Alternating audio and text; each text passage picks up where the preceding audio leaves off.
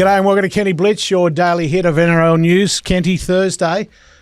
Today is our penultimate show for the season. Yes, looks like it, Warren. This is our big grand final edition, and then we'll come back Monday and wrap it all up. Very good to be back. Let's start off. Just quickly, how is the heart? Yeah.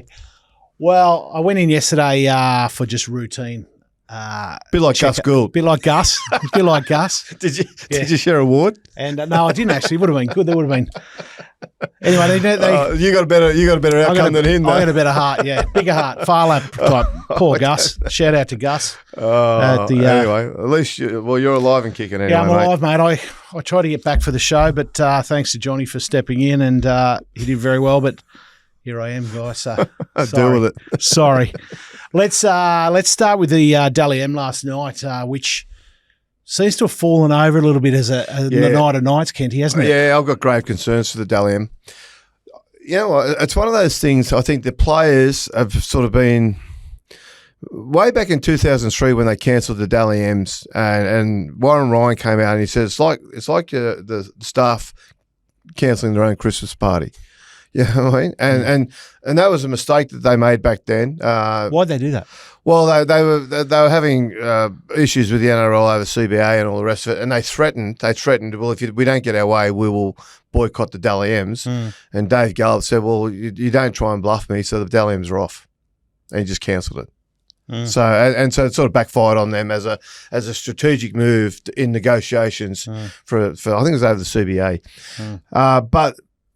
What's happened is there was a narrative went around some years back was players got a bit, and it went back.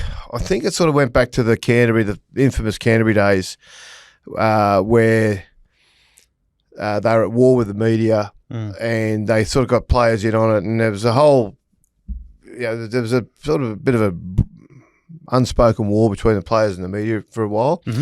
So the players came out, the Rugby League Players Association came out with their own awards. And now as part of doing that, they shit-potted the Dally M's. Yeah, these are the awards we respect and all this sort of business, right? Which is, it was a childish narrative. The RLPA bosses should have been above it. And the game certainly should have also handled it much better. But what it did was it allowed this thinking to come into the game, which devalued the Dally M's. And the absurdity of it is that the players have devalued their own awards. You look at the Brownlow medal earlier this week, they all turn up, they're in their tuxedos. It's a hellishly boring night because they go through round by round and all the rest of it. But the players respect the night and they put prestige in the night. The Dally M's last night, it's basically turn up to pick up your trophy. Unless you're winning a trophy, most people don't turn up. Yeah, right. There's the odd guys that turn up. It used to be... Do they tip off the players? Who's getting the awards? Well,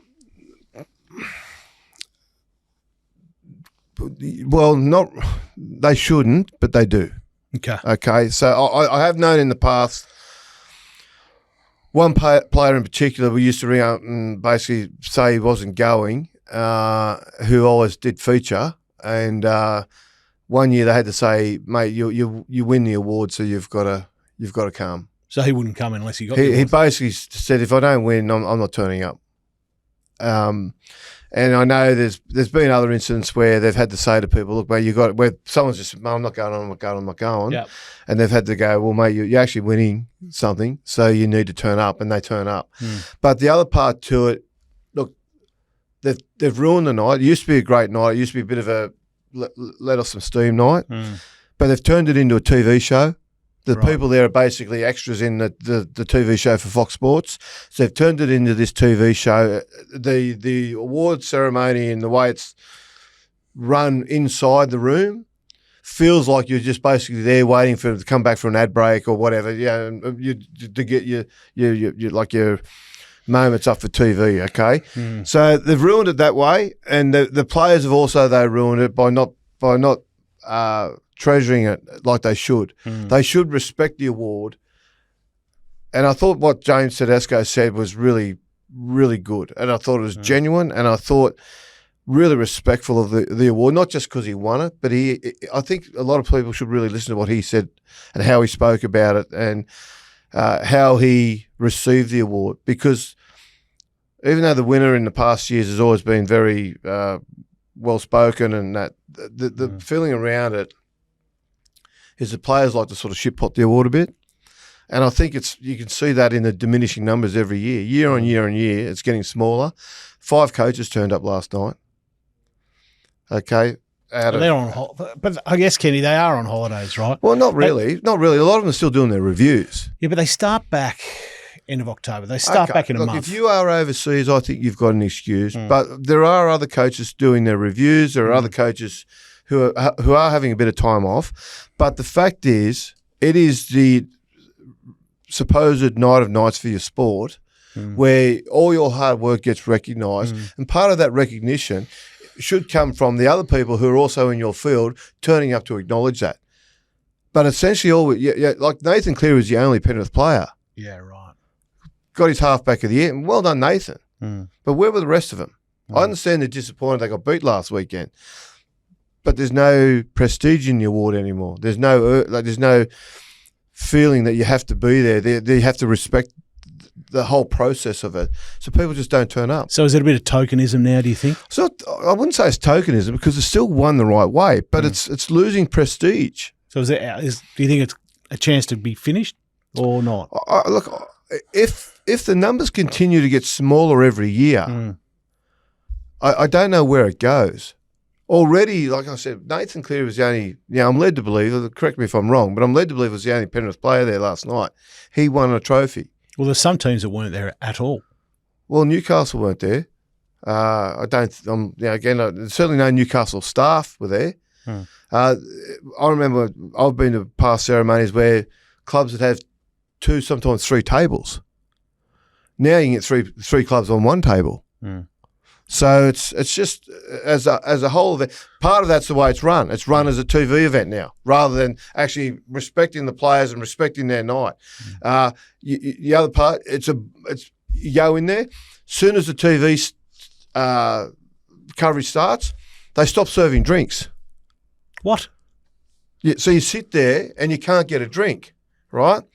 Because they don't want waiters walking around while it's all on camera. Okay. So they get rid of all that. So as part of the night, so you sit there, you have a beer or a Coca-Cola or wine, whatever you want, and then sit down. Okay, action, lights on, boom. You got to sit there for the next hour and a half, 2 hours, however long a talk, and you can't have a drink. It's just stuff like that. One year they actually locked everyone in. But seriously, one year, and we got wind of. We took off before it. Went outside the bar. But you know what I mean? Like, yeah. All right, well, let's talk about the winners. Let's talk about the winners. Player of the year, had to be Teddy. In a canter, and the magnificent part about that was 2 years ago, everyone was writing him off. Yep. Everyone was saying, mate, he's done, career over. He lost his New South Wales job. He lost his Australian job. He deserves them back. I wish he'd gone away on the Kangaroo tour instead of pulling out of it. I wish he'd gone because he deserved to, and he deserves to get that number 1 jersey back. And his season was just magnificent. The way he led us, he was captain of the year as well, but the way he led the Roosters this year, the way he returned to form, his threat with the ball in hand, he just had a magnificent season, and he won it in a canter. He gapped second place, and I just thought well-deserved and good on him. It's interesting, a player in that position, which comes under so much collision, isn't it? Running the ball back, at older on in his life to be able to kind of come back to his previous form. Do you know what I'm saying? It's just a testament to hard work and looking after himself. And look, he's a really decent bloke, Tedesco. Yeah. And a bit of a nod to Robbo too, I think, for playing him the way he played him. Yeah, well, look, he doesn't take any shortcuts when he plays, and certainly when he trains either. But it's just well deserved. I think everybody around the game were like, mate, good on you. Given he'd been written off as too old 2 years ago, to come back and have a season like he's just had was outstanding. Coach of the year? Well, again, it's a funny one because people go, well, he went out in straight sets to the finals. Bear in mind that the votes were cast after round 27 before the first week of the finals. But I think nobody had Ricky Stewart's team winning the minor premiership. If you talk to clubs and other coaches, there is a heavy bias for coach of the year, not for the coach who's improved players the most, or the coach who's done this or that. It's the coach who wins the minor premiership. Yep. They all like that. Ricky Stewart did that, and he did it with the team. Nearly everybody had finished somewhere around bottom 4. Rookie of the year, Rob Toya. Toya, well, once Nwanga Nitawasi was out, he was a moral for it. Came in, played Origin after 7 games, and handled Origin like he had 10 Origin games behind him. He was magnificent. Had a really strong year. Kenty, just on Nwanga Nitawasi, there's a little rumour going out that he's about to be picked by the Kangaroo Tour on the Kangaroo. Yeah, it looks like he's going to. Yeah, well, not really. I tend to think he deserves it. So from that point of view, yes, I do. But he's going to cost someone a job or a spot that is probably going to stay in the game as well. So, it's a difficult one. Look, well done to him. I think he does deserve it. He deserves it. Yeah, for the season he's had, and he's a tremendous talent. And he is in rugby league for another year. He is in NRL next year as well. So let's talk about R360, right? Because we've spoken about that all week. Yep. I was gagging to talk about it yesterday. I sent Kenty a number of texts saying, I'm trying to get on. Because we know a lot about 360 from people involved with it directly, so from the players. And we believe it's definitely going ahead. They've said it's definitely going ahead. They've signed their long contracts. The seasons have been announced. The agents have kind of gone into a little bit of backtracking a little bit. Well, Carianis has broken the story, saying that he broke the story with the email. And Steve Gillis, who is a player agent who is in partnership with Clint Sikorsky, who's the agent sort of at the centre of all this. When prime time comes out tomorrow, he will confirm that he hasn't seen it, but I'm sure Sikorsky has, and Sikorsky spoke to him about it, that they've received an email saying that there's been funding for it, and that the first stage, certainly funding has gone ahead, and that they're in a position now where they can start negotiations. So now we've got to start asking the question, okay, who's going to go? We're led to believe Ryan Pappenhausen has already agreed. He is off contract. He'll go after his Storm contract. Jai Gray's off contract. He'll go Jai Gray and Zach Lomax has still got 3 years to go at Parramatta, so won't be off contract, but we're led to believe in the early stages, certainly, that Parramatta, when it was first presented to Parramatta a month ago, they agreed to park it, but the early signs were that Parramatta were prepared to have the conversation about granting him an early release to go. So now that conversation will obviously be fast-tracked now that the funding's gone ahead. They still have to really clamp down who the teams are and how it's going to look and all the rest of it. But it certainly looks like that the first major stage they had to reach, that they've got to, and that they'll do that. So, what do you think of Valandy's statement about coming out hard against it? I think maybe he might regret that now. Like, mate, I don't think it matters. Yeah. A dozen players, who cares? Yeah, I'm not of that school anymore. I used to be of that school that protect the game. If they don't want to play, don't let them back and all that sort of rubbish. I think it's a bit immature. I think hopefully as I've got older, I've got a bit smarter there.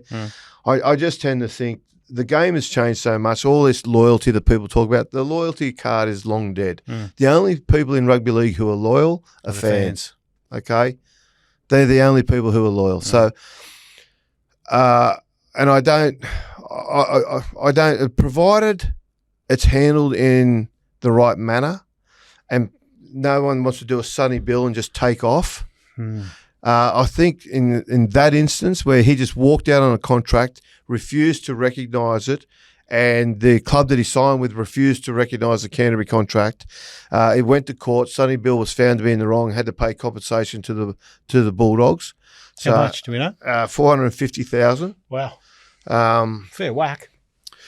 Yeah, but things have a way of working out. Like he went and then signed a deal with Channel 9 for $150,000 a year for 3 years, and did that while he was overseas playing France. Came back, did 2 or 3 appearances a year for that $150,000, and then came back and played for the Roosters because he had a handshake deal with Nick. Remember? So yeah, the paper contract with Canterbury didn't matter. But the handshake deal with Nick did. Of course. So anyway, figure that out. But the fact is provided you do it the right way, provided your club is happy to release you if you have the conversation. And I'm not even against someone like Zach Lomax. If he goes to Parramatta and says, look, I've been offered this amount of money. Yep. I want to try something different. I want to travel the world. Well, but not only that. That's bullshit, travel the world. Yeah, that's part of it. But, mate, he's been offered $3 million. Okay? Now, he's been offered $3 million against what he's on at 800,000 at Parramatta. 600,000 at Parramatta. Yep. So he's been offered 5 times his wage. So if he goes to Parramatta and says, look, this is what I've been offered, you can understand Parramatta going, mate, we can't knock that back, right? And it might put a hole in their roster, but give some room in the cap, they go find someone else. And Jason Riles, maybe. Yep. Well, Jason Riles, look, I think 600 is top end for a winger anyway. He was an 850 at the Dragons. Final question about the R360, and should the Kangaroos, who are going over to the UK, sign a loyalty agreement before they go? I reckon there's a chance the NRL might try and put that to them. But again... Is that legal? Look, if you sign it, I think it would be. But you could argue it was under duress. Yeah. That's what they did during the Super League war when they signed loyalty contracts and didn't want to do it. Sorry, I changed my mind. Well, they changed their mind because this offer's bigger. Yeah. Look, I think that's something, given that V'landys' sort of war rhetoric about this, it is something I think the NRL, whether they come out and speak publicly about it, I think it'll be a conversation within the NRL. But whether they go ahead with it, I just think we've just got to be you know what? Big Rugby league was born out of becoming a professional game back in 1908, and that's how it started. And it's because players wanted to be paid to play. And this is just really probably 115, 20 years later, whatever it is, one of the next steps, one of the part of that evolution. And it's going to happen again, Kenty. Well, it's not going to stop. It's not going to stop. So let's just be grown up now about it and move on. Just on V'landys, did you read what he was saying about, asking or saying that Channel 9 and Fox better not be colluding because, they'd leave themselves open? Do you agree with that? Surely they're the only suitors, aren't they? No, they're not the only suitors. Okay. No, so V'landys and Abdo went over some years back, if you remember, and they looked at the big streaming platforms, Netflix and I think Amazon was looked at and all the rest of it. Now, at the time, it was sort of ridiculed a bit because they said, look, they don't have the band capacity or whatever it is to, people don't want to be watching it off the internet and then get halfway through the game and get a little circle of death. Well, that's proven wrong now because the NFL just played a game in Brazil and did it on YouTube. And they do, and the Amazon, I think Amazon are their Thursday night sponsor. And Tyson fought on Netflix. Tyson fought. There's been a few fights. Crawford fought the other day on Netflix against Canelo. So that's all sort of been put to bed. And look, many, many years back, there was a keep off the grass rule, they called it, which was basically, Channel 9 wouldn't bid for the AFL rights and Channel 7 wouldn't bid for the NRL rights. And that was their way of keeping the broadcast down. But there's just so many different ways now you can get the sport out there. Yeah. And more importantly than that, people are now willing to consume the sport in those ways. Yep. And because of that, I think V'landys is right. If Fox Sports and Channel 9 sit down and think that the old rules are going to apply, they're kidding themselves. Well, if they try to work together, I think there's every chance the NRL follow the NFL's lead, and they might. Friday night football might be on this network. Saturday, Super Saturday might be on this network. Sunday's on this network. Sunday night might be on this. Anything can happen. It's interesting because Paramount Channel 10, are going like a busted, so it could be an opportunity for them as well. Yeah, right? but the danger too is this: rugby union and soccer basically just both disappeared from our lives. Yeah. When they said, we're going to take more money to go and play at Paramount or in Stan or wherever they went, and they got off the Fox platform. But, things have changed, though. Things have changed. So it's got to be very crucial that the decisions that get made. Well, Stan is enormous now, so that'll be interesting. Yeah, Stan's got back in the fight now. You know what I mean? Like they were a bit of a they weren't really much of a threat at one point, but they certainly are particularly now. With the EPL. You checked that Moxie first, mate? Sorry, mate. Yeah, nah. Looks like you could do with the fiery goodness of Pointsbet. It's like hot sauce, but for sport. And now it comes with Lock Screen Tracker. so you can follow your bet even when you got your hands full. Cheers, mate. I'd shake your hand, but... Same game multi from Pointsbet, now with lock screen tracker. Yeah, that's built different. Imagine what you could be buying instead. For free and confidential support, call the number on the screen or visit the website. Let's talk about the Panthers, because many people have said, is it all over for them? So we just want to touch on that. Yeah, the dynasty. Is it all over? No, it's not over. Yeah. I got a text off Chris Lees today, the horse trainer. He said the Chicago Bulls dynasty took a year off of baseball. Remember Michael Jordan left to play baseball for a year, came back and won 3 more. Yeah. So their dynasty went 3, year off, 3, whatever it was. Very good. And look. Anything else in that tip? I mean, in that text? No, that was no tips. Nothing in the first tomorrow. Come on.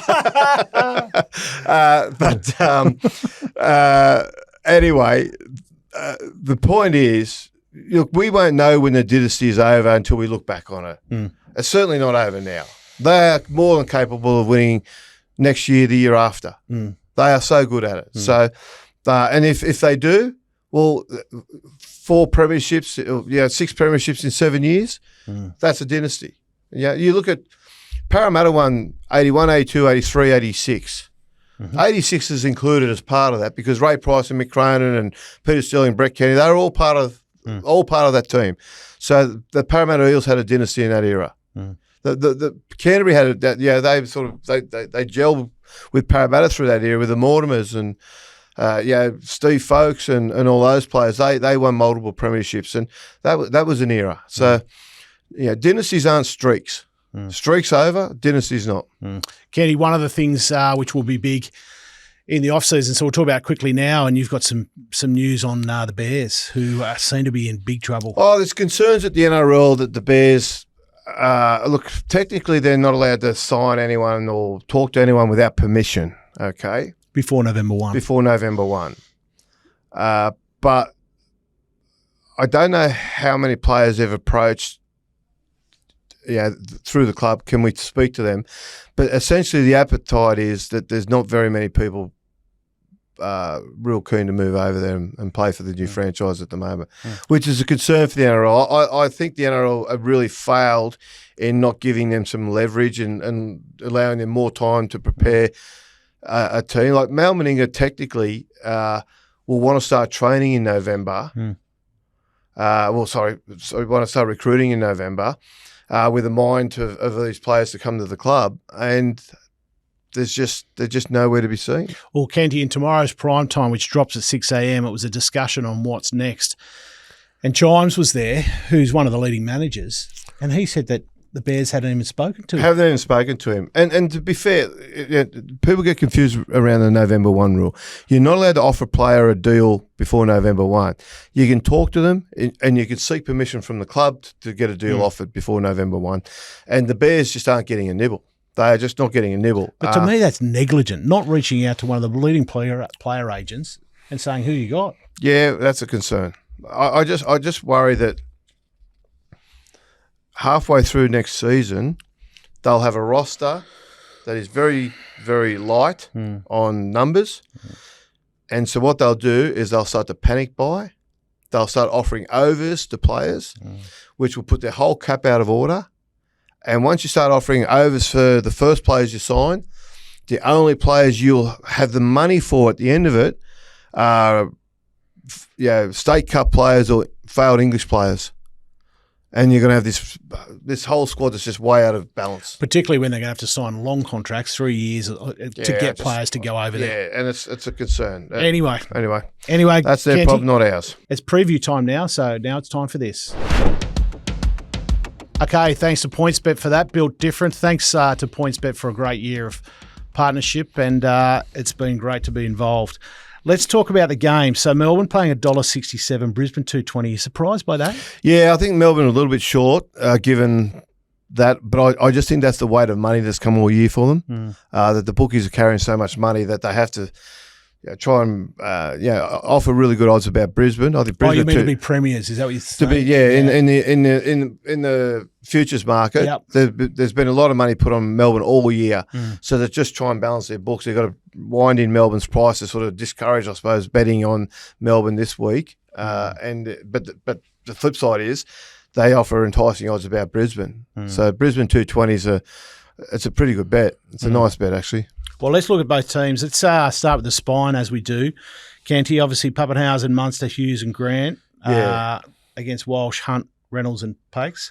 Yeah, look, it's a clear win there for me for Melbourne Storm. Got big name players. Look, in brilliance, Walsh edges out Pappenhausen, but the other three, Munster, Hughes and Grant, they are, one Hughes is international for New Zealand and the other two are internationals for Australia. So they're just, I think they are, the edge is there. The edge is certainly there. So I think that their kicking game, I think, is going to be vital for them. Adam Reynolds has probably got the best kicking game of all of them. Yep. And he's the one that can keep Brisbane in the game, but the brilliance will come through the Storm. Yeah, what about unless Walsh cuts loose. Yeah. What about the rhetoric or the bullshit going around about Hunt redemption? Rubbish. That's a newspaper story. I don't think it's going to cross his mind one bit, but it's going to be a nice little top on your story. There'll be a story about it either way. That he failed to slay the dragon from that grand final they lost to the Cowboys, or it'll be redemption for it. Which 10 years later, is he really going to be waiting that long for? Yeah, I think he can. I don't think so, but who knows? Probably what will decide the game, you would think, would be the middles with Utoi Kamanu up against Payne Haas. Yeah, two of the best middles or two of the best props in the world. Yeah, they are. And look, I'm just looking forward to the first 10 minutes when these two go after each other. Yeah. And I think that'll go a long way to – look, we know that Payne Haas will go the whole game. Utoi Kamanu won't, but he's very powerful in his stints.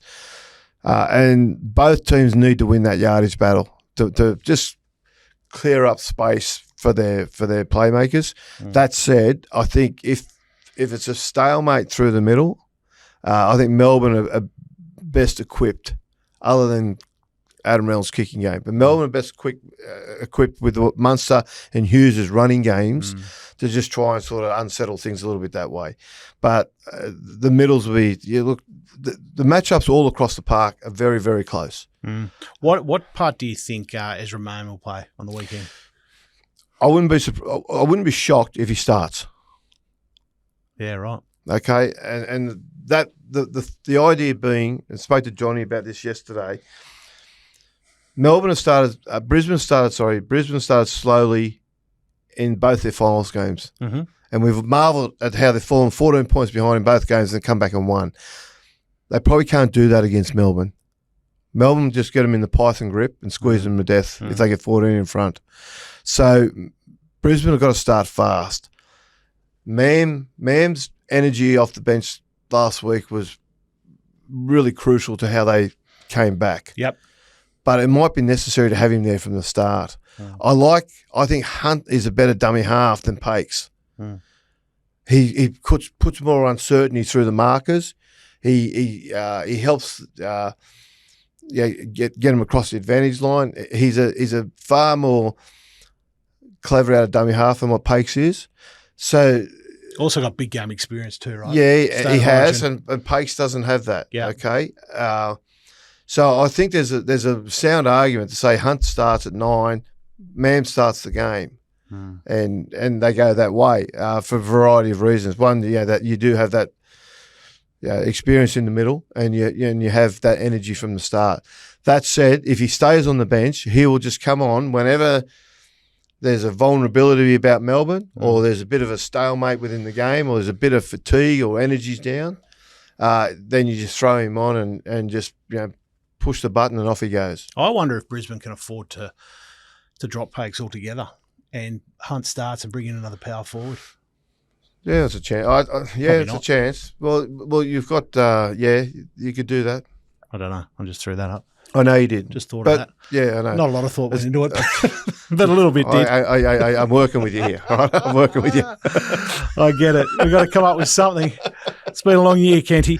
Let's talk about the coaches. Bellamy Madge. Yeah, look, just again, Master and the apprentice. Well, they've already written their own story. Master and apprentice. They've worked together for so many years. Had a big blue some years back when Madge was at South. That's how sort of passionate it gets at times.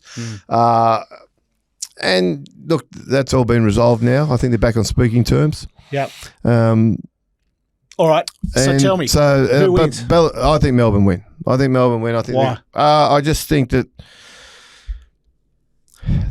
they've both got big game players, but I just think Melbourne have got the players who are going to win the game. I got more I think Munster's set for a massive one. He's had a year. It's been a really tough year for him. He lost his father while he was in Origin camp. He went away, spent time with his family, came back, and he came back into Origin camp and ran out that night on the field after that, only 3 or 4 days after his father had passed. And there was a look in his eye. I thought, this guy's on. And I thought it was there last week. Yeah, okay. And I think in his mind, he's just it's all joined. It's all one. It's the whole. It's the whole season. And this is just how I think in some ways he just honours his father by just. Yeah, he's a very emotional guy, Munster. We know he's flighty and loose as a goose and all the rest of it, but that's because he's so emotional. Yep. But he does have the ability to internalise, and he has that really championship quality where he can have chaos around him. And only the great ones do this. The great ones really thrive in times of chaos because the scallywags are always the guys you want in big games because they're used to being in chaos. That's just how they operate. So if stuff happens, they're not thrown out by it. They just run with it and they use it. And Munster has this ability because he is he gets himself in trouble, but he also knows how to get himself out of trouble. And he has this ability to say, you know what, all this going on in my life, the year I've had, the opportunity I've got, he takes all that energy, internalises it, and it will come out in a performance. Yeah, beautiful. Very good. Well, I'm back in Brisbane for what it's worth. Okay. I will say I'm notoriously bad at picking the grand final winner. Yeah, okay. Who's your Clive Churchill? Munster. I like Hughes as well, given what he did, but Munster's, I think he's 650 Munster with Pointsbet, so okay. I like Munster. I'm taking Hunt. And Hughes is, I think Munster's $7.50 and Hughes is $8 actually. Very good. Well, we didn't get to it yesterday, so we're going to ask some Ask Kentys. These are the last Ask Kentys of the year. I just want to say thank you very much to everybody who's put some Ask Kentys because it's been very amusing. It's been a nice end to some of our episodes. So there's been a few some usual suspects. So anyway, we'll go through a couple now for the last ones of the year. Kenty, this is from Calvin. If players are leaving for R360 for money, should they wait and join the new Papua New Guinea team? Tax-free money. Oh, yeah. I think the money that R360 are offering is well above. So even if you go to Papua New Guinea, you're getting your value as a player. It sounds great, but you're getting your R360 are offering. Yeah, Lomax is getting offered 5 times what he's offered. He's on a Parramatta. Good point. You're not going to get that at Papua New Guinea. Yeah. The other thing I'm thinking about is if I'm Lomax, I could go to Barcelona, Miami. You do that on your holidays anyway. Yeah, or I could play in a compound in Papua New Guinea. Well, that's the next issue. That's what I'm taking. They're going to have trouble signing players as well. All right, Concreter Dave says, what's your favourite NRL Mad Monday scandal? And do you think there'll be any this weekend? Well, you know what? The players have been great. There hasn't been a Mad Monday scandal. Unlike the AFL, they dropped the ball this week. But so far, 15 clubs have had Mad Monday and hasn't been a line written about them. What about tipping the beer in the pokie machine? I don't think that was Mad Monday. That was just a bad night. Mad Thursday. that was just Queer the Nile got the better of him. I get it. Been there. But no, I don't think my favourite one. Look, a lot of them can never be printed. all spoken about. That's the live show. The one I got the most fun out of was James Graham when he was full of drink and the old bird was grabbing hold of him and trying to put a hand down his pants. Remember that? Oh, He was dancing with her. yeah. That was a bit. But yeah, there's there's. There was the Bulldogs one down at the mate, Rocks keep when me they out were of that. doing. Get me out of that helicopters. Yeah. All right, move on. Okay. NRL fan S2 says, even if Dodd isn't NRL standard, why publicly demean him and trash his confidence? Maybe if Dodd had been supported, mentored the same way as Gus Serrato looked after Galvin and publicly backed him, maybe Dodd had shone too. No, he wouldn't have. Look, it's a fair point. That's a fair point, but he wouldn't have played any better. Unfortunately for Dodd, he got caught in a war because no one wanted to take accountability for signing him, and it was only one comment. The other part, when you say publicly demean him, it was one comment from Wayne Bennett where he was asked about if he was out of form, and that's why he wasn't playing first grade. He said, well, maybe he's just not good enough. And mate, that's the truth. That's the truth. You know, whether you don't like the truth, but that's the truth. He just wasn't an NRL player. Tim Gregory from New Zealand. True to him. Tim. Fans were once able to vote in their favourite NRL players at the All-Stars match. Could we create a similar concept for nominating which referees are chosen for the finals matches? Tim, if you're 12, write in again. Tim, tell me how old you are. If you're 12, I'll answer the question. I think he's genuine. If you shave Tim, pull your head in. I think he's genuine. Anyway, please. You're going to let fans decide who referees. For Christ's sake, Jesus. I thought you liked that. No. Mate, Okay. you know what happens when you get committees involved? Jesus. Yeah, it's always better to rule by dictatorship, I think, don't you? Democracy's don't If work. I'm the boss. Always. All right, Kenty, that's it for us. Big weekend ahead. What are you doing tonight or tomorrow? Tonight, mate, I am going to watch Dennis Carnahan at Rugby League the Musical. Awesome. So At the Bridge in Rozelle? at the Bridge, I'm going a little bit of trepidation, to be honest, because I go every year with Vonnie Sampson from and, NRL. Yeah, Fox. yeah. So that's sort of our, we go along. We're friends with Dennis. Shout out to All the her rest of- husband too, Chris O'Keefe. Chris, yeah, big champion. fan of the show. Oh, Yep. yeah. He is. Big fan of the Dragons too. Poor old little Henry, he gets dressed up in the Dragons gear. Tells his mum he's secretly a Broncos fan. But anyway, that's a secret. No, we go along every year. And just, I've had a couple of years I've been a little bit wary of going along. But he sent me a text message saying he's just spoken to Vonnie and just a warning. You're in it. You're in the show. Anyway, mate, so I don't know what's going to happen. But, so I'll turn up, even though I know that I'm going Face the to be music. publicly humiliated and that he's going to take the piss out of me. But he's a very funny man and it's a really good show. And if Tickets are still available? always available. Always. If you you're know the not- right person. Just tell him you know me. It'll get you. Well, Kenty, the good thing about the Bridge Hotel in Rozelle, it's got a 24-hour licence. Yes, it does. Yes. So look out.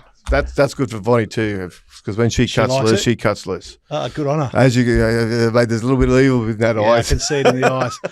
Very good. All right. Well, that's it for us. So on Monday, we are back. We're going to do an early show. Hopefully we get a bit of sleep Sunday night before we come back on the show. We'll be right. No problem. We'll be professionals. And we're going to drop it early. So about 11 o'clock on Monday, hopefully, if Marcus over here looks at us wrongly. But anyway, thanks very much. Go your favourite team. Go the Storm. Go, Tom. Go the Broncos. We'll see you then. Bye-bye.